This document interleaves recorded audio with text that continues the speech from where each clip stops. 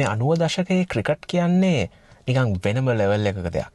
හැබැයි මට මේ වීඩියෝ එක දැක්කහම මතක් වුණේ ඒ කාලේ මේ ක්‍රිකට් වල තිබ්බ කම්පිටිටිව්නස් එකෙන් සහ ඒ තිබ්බ ඇට්මොස්ෆියර් එකෙන් සහ ෆෑන්ස්ලා හැටියට අපිට ලැබුණ දෙයින් ගොඩක් දේවල් ඉගෙන ගන්න පුළුවන්.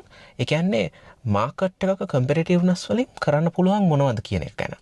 පොඩ්ඩක් අහන් ඉන්න මම එක්ස්ප්ලেইন කරලා කියන්නම්. ඒ පළවෙනි දේ තමයි අර ටීම් එකේ හැමෝගෙම කම්පිටිටිව්නස් එක හින්දා ඒ කියන්නේ අර ටීම් එකේ පිටිපස්සෙන් එන ලොකු ටැලන්ට් පයිප්ලයින් එකක් තියපු හින්දා එක්කෙනෙක්ටවත් මේ chance එකක් ගන්න බෑ. බෑඩ් පර්ෆෝමන්ස් එකක් දීලා ටීම් එකෙන් ඩ්‍රොප් වෙනවා. ඩ්‍රොප් වුණොත් ආයෙ අතුලට එන එක ෂුවර් නෑ. ඒක හින්දා හැමෝම Tamanට පුළුවන් උපරිමයෙන්ම පර්ෆෝම් කරා. ඒ හැමෝම එකතු වෙලා පර්ෆෝම් කරපු හින්දා අර 11 දෙනාගේ පර්ෆෝමන්ස් එක කම්බයින් වුණාම නිකන් වෙනම ලෙවල් එකක මේ අවුට්පුට් එකක් තිබ්බේ. ඔකම අපි දැක්කා. ඒ කියන්නේ විරාට් කොහ්ලි කාලේ ඉන්දියන් ටීම් එකේ සහ ඊට පස්සේ සවුත් ඇෆ්‍රිකා ටීම් එකේ පස්සේ මේ වර්ල්ඩ් කප් එක උස්සපු ඉංග්ලන්ඩ් ටීම් එකේ හැම එකකම ওই කතාව තිබ්බා.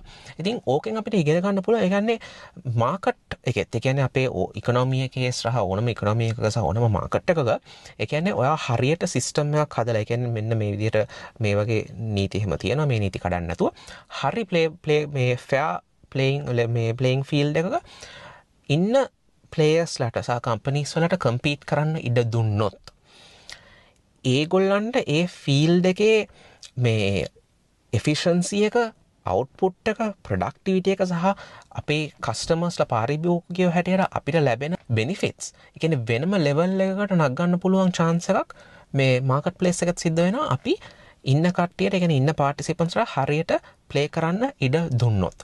හැබැයි ඕක අවසානකට වගේ ලංකාවේ එහෙම ගොඩක් කට්ටියට තේරෙන්නේ නැහැ.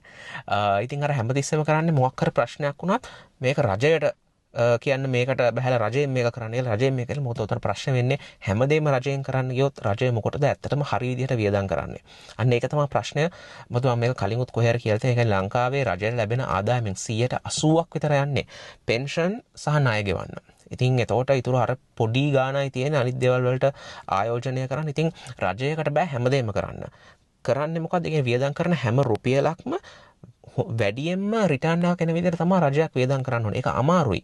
හැබැයි ඒකන රජයකට කරන්න පුළුවන් ලේසිම දේ තමයි හරියට මේ rules සහ playing field එක හරියට හදලා ඒකට පස්සේ ඒ playing field එක ඇතුලේ private sector එකට හරි විදිහට compete කරන්න ඉඩ දෙන එක.